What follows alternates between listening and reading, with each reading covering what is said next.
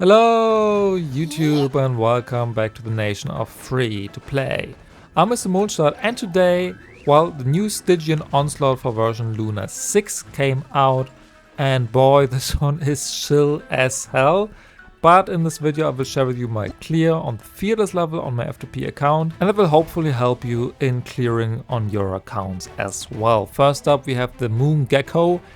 This is probably the worst boss of Stygian ever. Then we have the Papilla, used to be bad, by now half that bad, and then the Frostnight Herra, who is actually quite interesting in terms of game design. I started out with the Papilla because, well, I don't have the ideal units for it, but Mavuika Overload with Auron, Chevreuse and Fischl will have to do. All the forces are C6, Mavuika is C0 of course, and well, don't judge me for my gameplay here, it's not my best performance. I missed a bunch of the dash cancels, but well, it still worked out in the end. This Overload team is pretty good because all the forces apply a lot of elements, especially if you use Chevreuse triple skill like here after her burst. And then I just try to deal as much damage as possible in downtime of the boss. Again, I missed a bunch of the dash cancels, so this is definitely optimizable for sure. I think I could save like 10 to 15 seconds if I would actually lock in. But, well, this should give you an idea of how to beat the Papilla. If you don't have these characters or they don't have the forces at C6, Burning works pretty well. Pyro MC is also a good F2P option. And all the other Nodal units will also have a big advantage against this boss because of their Night Soul mechanic, and Night Soul hits count as 3 hits instead of 1, so there you go. Chaska is also pretty good.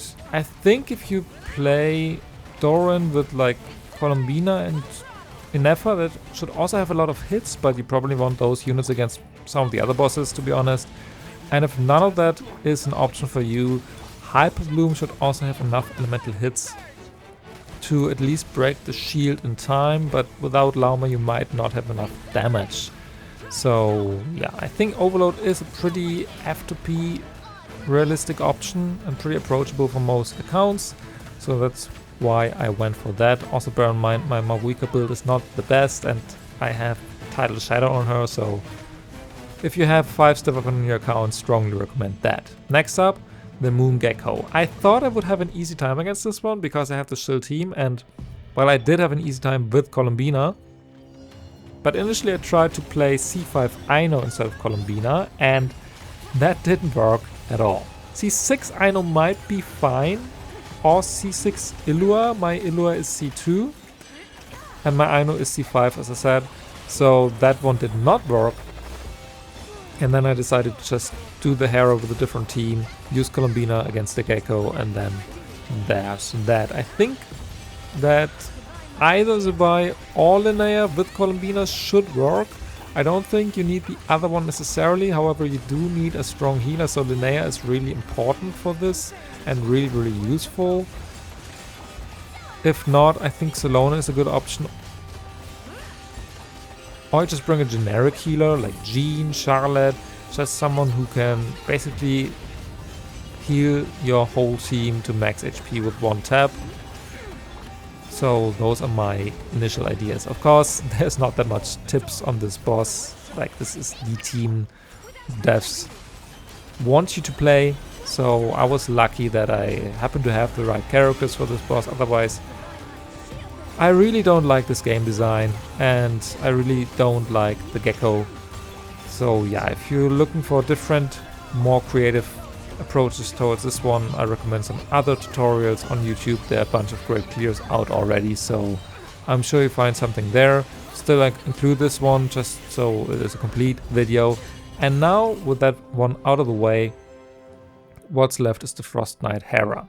This one has been in Stygian once before, and back then I did clear it with Hyper Bloom and Lauma. So if you're interested in that, go check my old video.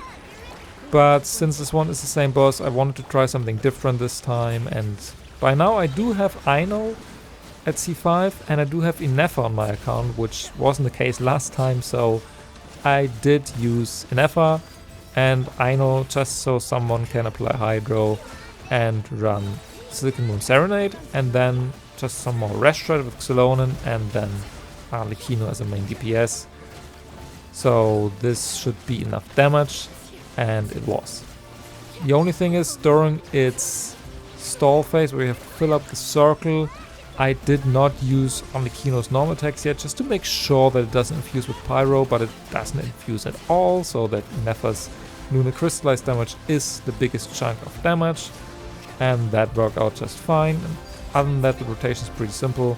Here we'll do the stall phase again, so I just use Ino, I use Nefer, and then just spam some normal attacks on my characters other than Arlecchino until the circle is filled up, and then back to the normal rotation with Arlecchino DPS. I know these are 3 5-stars as well, but I think a lot of players might have Arlecchino and maybe even Xylonen.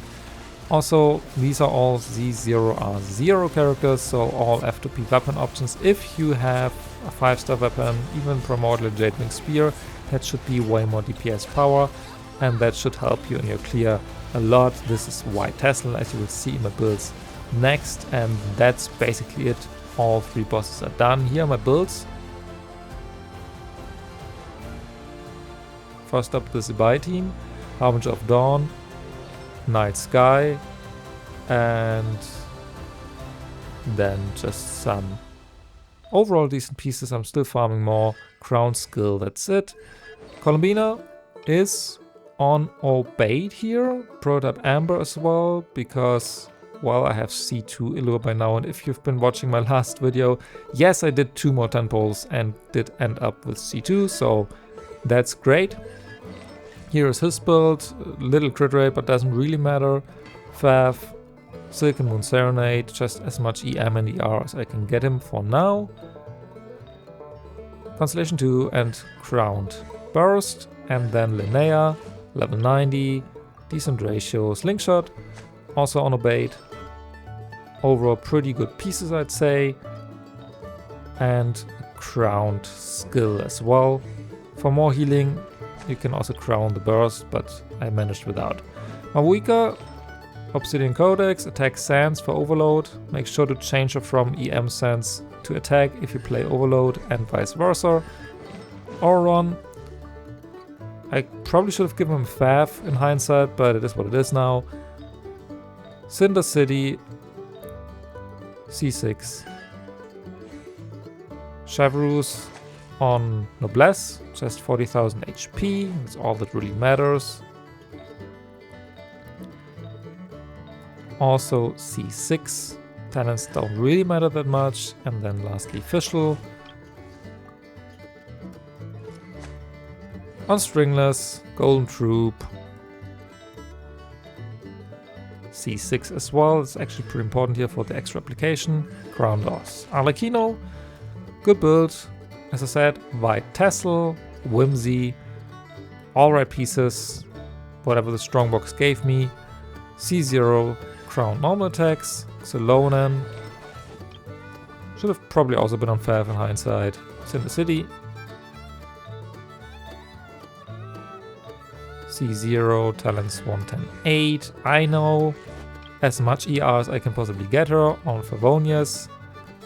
And then just ER substats, ER sands, any goblet with a lot of ER, doesn't really matter. Talents also don't matter, 144 in Nefer, pretty good build.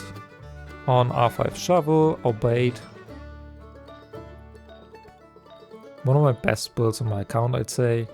C0 and Crowned Skill. And that's it. Those are my builds, so there you can see. And with that, I'm done for the day. Quick little video. I hope this video helps you in your clears and gives you some ideas maybe on how to approach these enemies. Overall, I did not like this lineup at all, especially the Gecko is very annoying and not very healthy for the game. With that said, if you have any more questions about tips and tricks, who you should build, how to build them, make sure to leave a comment down below and I'll try to answer as many questions as possible.